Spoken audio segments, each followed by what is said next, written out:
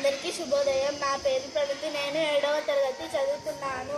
ప్రగతి English medium high school.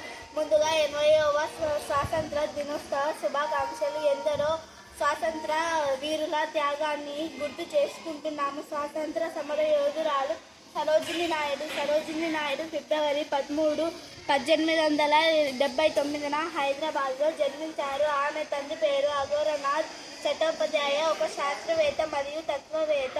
Sarojini Naidu భారతదేశపు నైటింగేల్గా పిలువబడేవారు. ఆమె భారత స్వాతంత్ర ఉద్యమంలో ప్రముఖ వ్యక్తురాలు. సరోజినీ నాయుడు ప్రతిభావంతురాలైన కవయిత్రి. ఆమె భారత కాంగ్రెస్ అధ్యక్షురాలైన మొదటి భారతీయ మహిళ. సరోజినీ నాయుడు క్విట్ ఇండియా ఉద్యమంలో కీలక పాత్ర పోషించారు. ఆమె 1947లో ఉత్తరప్రదేశ్ గవర్నర్గా నియమితులయ్యారు. ఆమె మార్చి 2, 1949 మరణించారు. నా పేరు హేమవర్ధిని. నేను 7వ తరగతి చదువుతున్నాను. ఝాన్సీ రాణి లక్ష్మీబాయి. ఆమె 1828 నవంబర్ 19న జన్మించారు. ఆమెను మణికర్ణిక అని కూడా పిలుస్తారు. ఆమె భర్త పేరు గంగాధర్ రావు. కత్తుస్వామి, గుర్రపు స్వారీ వంటి యుద్ధ విద్యల్లో ప్రావీణ్యం పొందింది. 1853లో ఝాన్సీ రాజ్యాన్ని డల్హౌసీ గవర్నర్ జనరల్ ఆక్రమించాడు. లక్ష్మీబాయి తన సైన్యాన్ని బలపరించి ఆడవాళ్లకు యుద్ధం నేర్పిస్తుంది. లక్ష్మీబాయి గ్వాలియర్ యుద్ధాలలో బ్రిటిష్ వారితో విరోచితంగా పోరాడి మరణించారు. నా పేరు పి. విన్సెంట్ నీరజ్. నేను 7వ తరగతి చదువుతున్నాను. మహాత్మా గాంధీజీ పూర్తి పేరు కరంచంద్ మోహన్ దాస్ కరంచంద్ గాంధీ. ఈయన 1869 అక్టోబర్ 2వ తేదీన గుజరాత్ రాష్ట్రంలోని పోర్బందర్లో జన్మించారు. శాంతి అహింస బ్రిటిష్ వారి పర్వాలలో ఆధారంగా మలిచారు. నశించ వస్తువులను బహిష్కరిస్తూ ప్రోత్సహించారు. ఉప్పు మీద పన్నులు వ్యతిరేకిస్తూ దండి వరకు పాదయాత్ర చేశారు.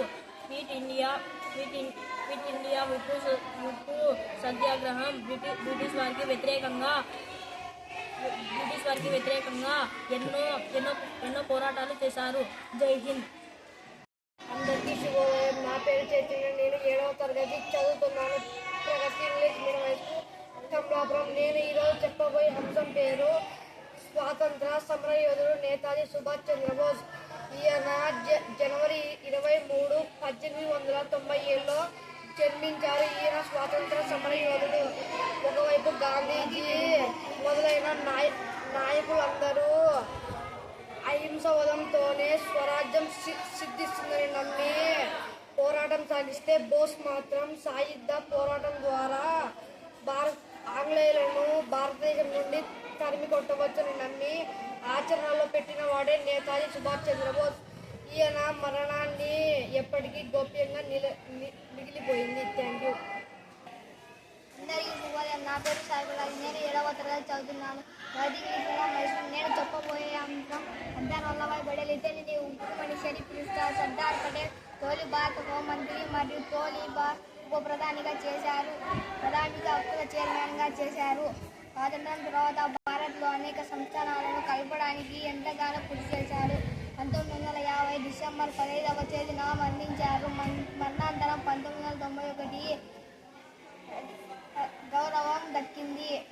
ప్రపంచంలోని అత్యంత ఎత్తైన విగ్రహం, ఐక్యత విగ్రహం ఈయనదే. Thank you.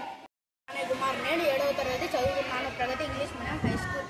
ఇప్పుడు నేను చెప్పబోయే అంశం పేరు చంద్రశేఖర్ ఆజాద్. ఈయన 1906 జూలై 23న జన్మించారు. ఈయన అసలు పేరు చంద్రశేఖర్ సీతారాం తివారీ. ఈయన 15 ఏళ్ల వయసు ఉండగానే స్వాతంత్ర పోరాటంలో పాల్గొన్నారు.